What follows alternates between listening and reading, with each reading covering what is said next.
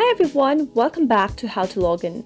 In today's video, I'm going to show you how to download Kiwi mobile banking application on your Android device. Watch the video till the end in order to learn how, and subscribe to our channel if you've not yet. Also press the notification bell icon so that you'll never miss another update from us. Open up your Play Store in order to get your app downloaded. Go to the search box and type in Kiwi Bank and search. In the search results displayed on the next page, you'll be able to see this kind of an interface. This one's the app that we are looking for. Simply tap on the install button in green in order to download the application on your Android device. While downloading your application, always be sure to be connected to a Wi-Fi or a cellular data. Soon after the application gets downloaded, wait for it to install on your Android device.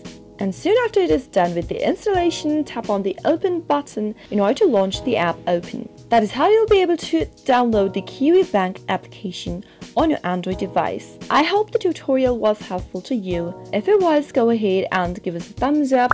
Comment down in the comment box if you have a question or a feedback for us. I'll soon be back with more tutorial videos like this. Thank you for watching.